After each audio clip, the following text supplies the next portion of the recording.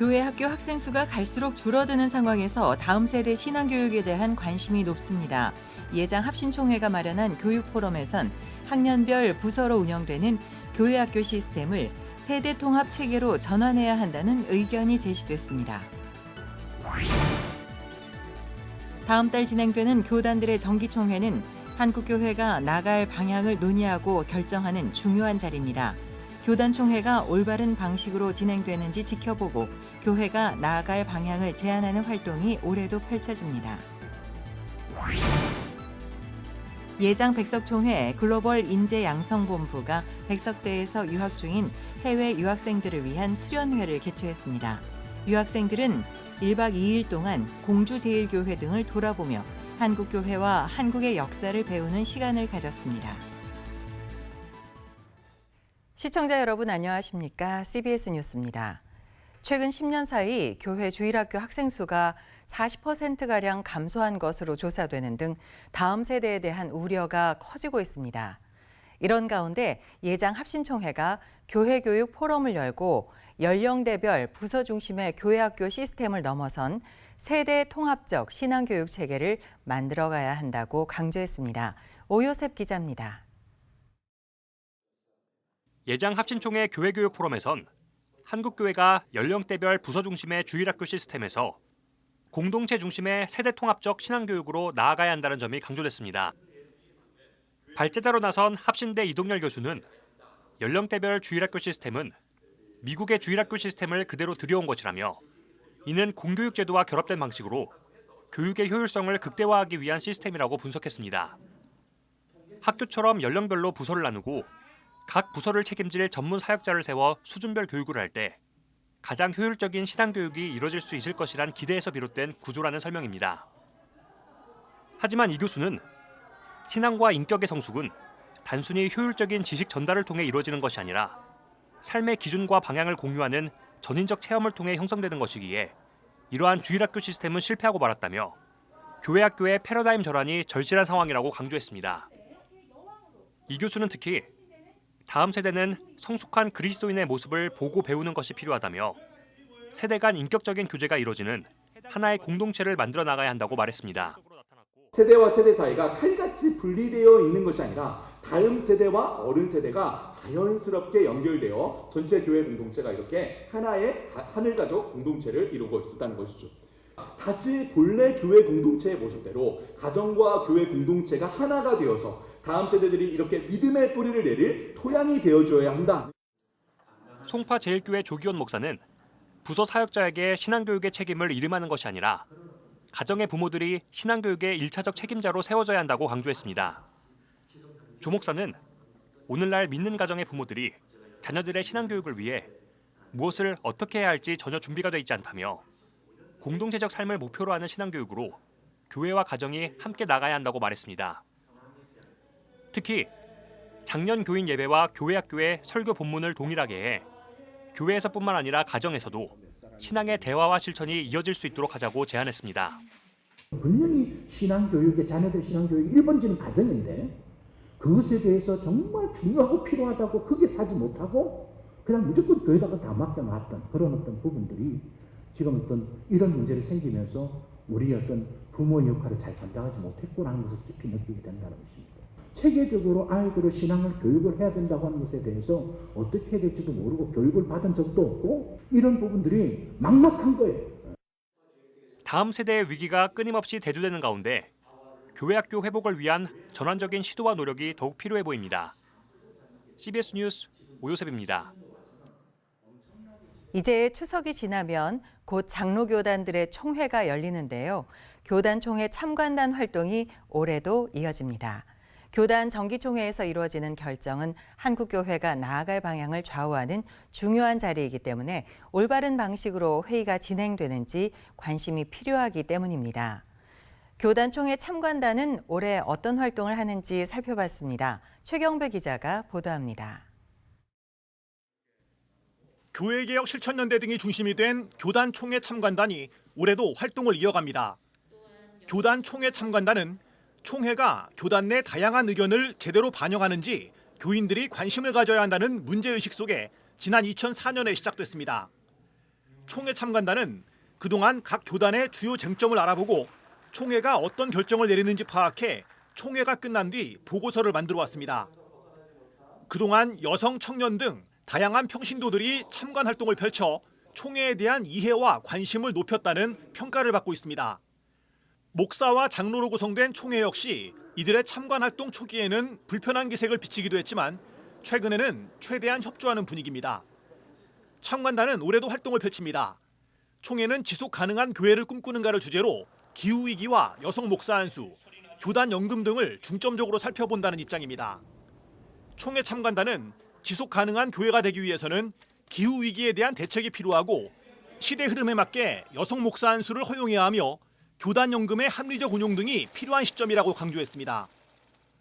복음주의권 목회자들이 모인 한국복음주의교회연합 복교연도 올해 처음으로 교단 총회에 제안서를 전달할 계획입니다.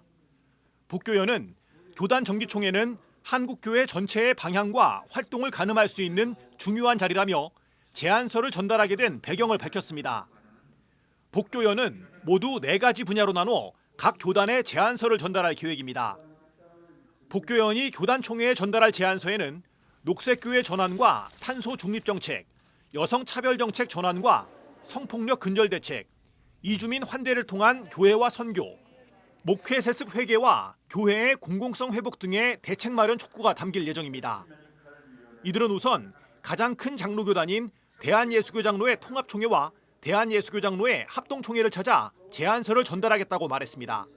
CBS 뉴스 최경배입니다. 대한예수교장로회 백석총회가 45주년을 맞아 다양한 기념 사업을 진행하고 있는 가운데 예장 백석총회 글로벌 인재 양성본부가 백석대에서 유학 중인 해외 유학생들을 위한 수련회를 개최했습니다. 이들은 1박 2일 동안 공주제일교회 등을 돌아보며 한국교회와 한국의 역사를 배우는 시간을 가졌습니다. 이승규 기자의 보도입니다. 공주제일교회에 마련된 기독교 역사 박물관. 해외에서 온 유학생들이 호기심 어린 눈빛으로 전시물을 하나하나씩 살핍니다. 국립공주박물관에서는 한옥마루에 걸터 앉아 사진을 찍으며 친구들과 함께 소중한 추억을 만들어 봅니다. 친구들과 재밌게 놀다가도 한국 역사를 설명하는 장소에서는 진지한 눈빛으로 임했습니다. 이들은 모두 백석대학교에 유학 중인 학생들로 1박 2일 일정으로 공주 기독교박물관과 공주박물관 등을 방문했습니다. 해외 유학생들은 한국교회와 한국의 역사를 알 수 있는 좋은 기회였다고 말했습니다. 기독교적인 역사 그런 경험하게 되어서 정말 좋았고 여기 와서 한옥마을도 문화 탐방, 문화 체험할 수 있어서 너무 좋았어요. 송촌 장로교회는 유학생들이 한국 문화를 더 가깝게 느낄 수 있도록 홈스테이를 제공하고 장학금을 전달해 특별한 기억을 선물했습니다. 백석대 학생들 역시 자원봉사자로 참석해 유학생들에게 한국 문화를 설명했습니다. 공주 지역을 찾은 이들은 네팔과 우간다, 파라과이 등지에서 온 유학생들입니다. 예장 백석총회 글로벌 인재 양성본부는 경제 여건이 좋지 않아 공부하기 어려운 나라의 학생을 초청해 이들에게 교육 환경을 제공했습니다. 한국에서 공부하고 고국으로 돌아가 크리스천 리더로 성장하길 바라는 마음에서입니다. 글로벌 인재 양성본부는 백석대에서 4년 동안 공부한 뒤 고국으로 돌아갈 준비를 하던 학생들에게 한국 역사와 교회 문화를 알려주고 싶어 해외 유학생 수련회를 마련했다고 말했습니다. 이 학생들이 4년 교육을 마치고 이제 다시 본국으로 돌아가면 선교사의 마인드로 자기 역할들을 감당하고 또 자기 나라에 가서 어떤 신앙 부흥의 역할을 통로의 역할을 감당할 수 있도록 저희가 이제 훈련시키자라는 것이 저희의 이제 목표였고. 예장 백석총회는 총회 설립 45주년을 앞두고 다양한 기념 사업을 추진하고 있는데 해외 유학생 수련회는 첫 기념 사업입니다. 예장 백석총회는 앞으로도 글로벌 인재를 양성하기 위해 다양한 활동을 준비하고 있습니다. CBS 뉴스 이승규입니다. 서울신학대학교 신대원 동문회가 성령과 새 시대를 주제로 인천 수정교회에서 동문대회를 개최했습니다. 동문대회에 참석한 신대원 졸업생들은 서울신대 한영희 교수의 특강과 인근 지역 관광, 식사 등을 통해 안식의 시간을 보냈습니다. 또 저녁에는 거룩한 빛 광성교회 정성진 원로 목사가 인도하는 부흥회를 통해 영적으로 재충전하기도 했습니다. 서울신대 신대원 동문회장 이성준 목사는 코로나19로 인해 대면 동문대회를 오랜만에 하게 됐다며 모든 동문이 단합해 교단 발전을 위해 한마음으로 달려가자고 말했습니다.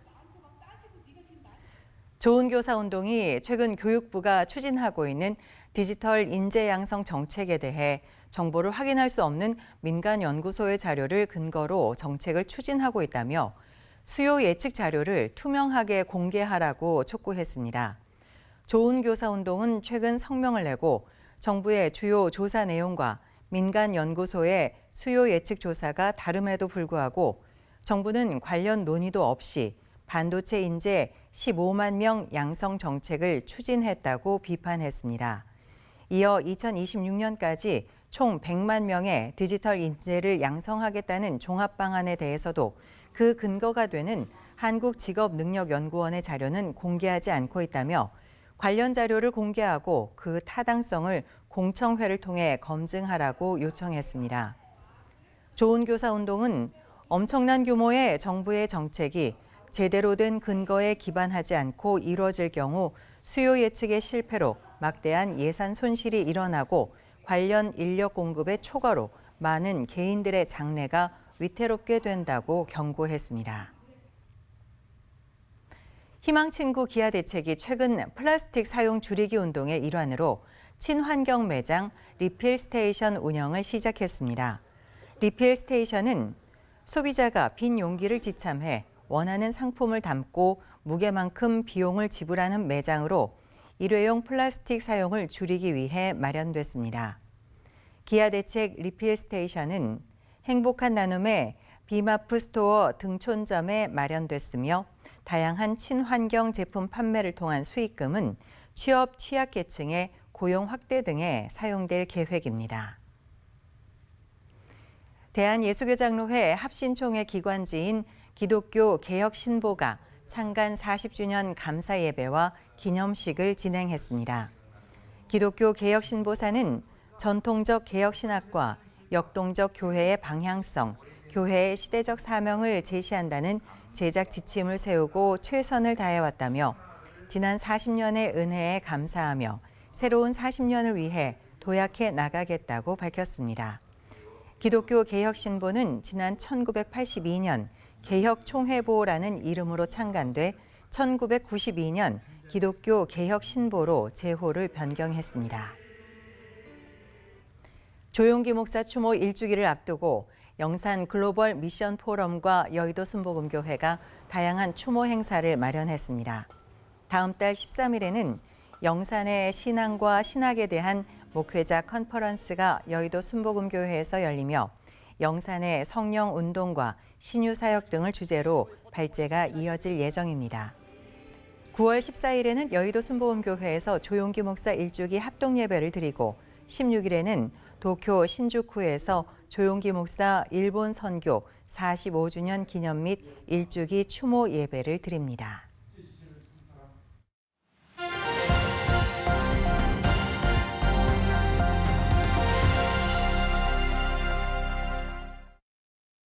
간추린 지역교계 소식입니다. 기아대책 전국 후원이사 세미나가 포도원 교회에서 열렸습니다. 세미나는 급변하는 사회 속에서 한국교회가 직면할 수 있는 문제들에 대해 논의하기 위해 마련됐습니다. 순복음 춘천교회는 창립 50주년 희년을 맞아 음악회를 개최했습니다. 기아대책 전국 후원이사 세미나가 한국교회 트렌드 포럼이란 주제로 포도원 교회에서 열렸습니다. 기아대책과 목회자 미래비전 네트워크가 공동 주최한 이번 세미나는 급변하는 사회 속에서 트렌드를 연구하고 변화를 제시해 한국교회의 다양한 문제들을 논의하는 자리로 진행됐습니다. 이런 시대 변화에 기아대책이 한국교회의 진정한 사역 파트너로 함께할 수 있는 것이 무엇일까 고민하다가 변환에 맞추어서 우리 교회는 기독교인들은 어떻게 방향성을 잡아야 할 것인가 라는 고민하에서 출범한 것이 트렌드 이 삶을 저희들이 준비하게 된 것입니다. 세미나는 기아대책 박재범 목사와 목회데이터연구소 지용근 대표를 비롯한 14명이 발제자로 나서 통계로 보는 한국교회 이슈와 동향, 한국교회 크리스천의 최근 신앙활동 동향과 가나안 성도 등을 주제로 토론했습니다. 기독교 대한하나님의 성회 순복음 춘천교회가 창립 50주년 희년을 맞아 한여름밤의 새 노래란 주제로 음악회를 개최했습니다. 창립 50주년을 하나님께 영광 올려드리고 우리 함께 50년 동안에 달려온 우리 성도님들 또 어르신들 함께 기뻐하고 축하하고 축복하면서 함께 나누는 그런 은혜의 시간입니다. 많은 분들이 함께 하셔서 하나님의 은혜를 찬양하고 또 50주년을 맞은 우리 교회를 함께 축하하고 축복하는 그런 의미로 함께 하게 되었습니다. 이번 음악회에선 메조소프라노 송윤진 교수, 테너 조현호, 한민규 씨와 피아니스트 정세린 씨 등 순복음 춘천교회 출신의 다양한 음악가들이 출연해 교회 창립 50주년을 축하했습니다.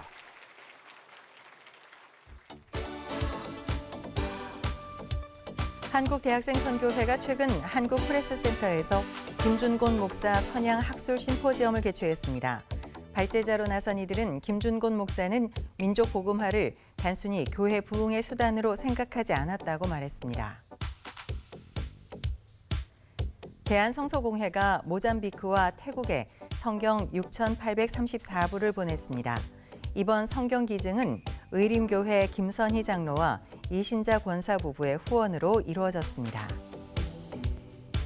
성락교회가 강원도 정선 성결교회를 위한 리모델링 공사를 마쳤습니다. 성락교회는 교회 공사가 어려운 작은 교회를 위해 무료로 예배당을 고쳐주고 있습니다. 헐버트 박사 기념사업회가 독립유공자 헐버트 박사 73주기 추모 행사를 개최합니다.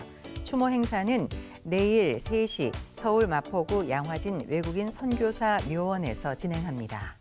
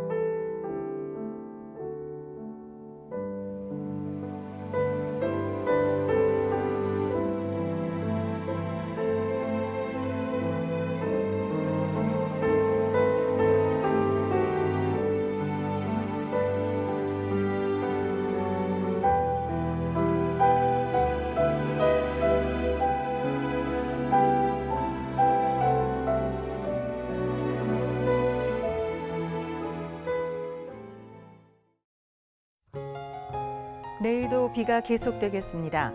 비는 대부분 오전에 그치겠지만 경북 동해안과 경남 남해안에는 밤까지 비가 내리는 곳도 있겠습니다.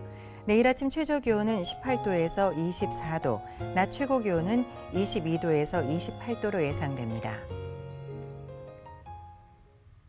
이상으로 CBS 뉴스를 마칩니다. 시청해 주신 여러분 고맙습니다.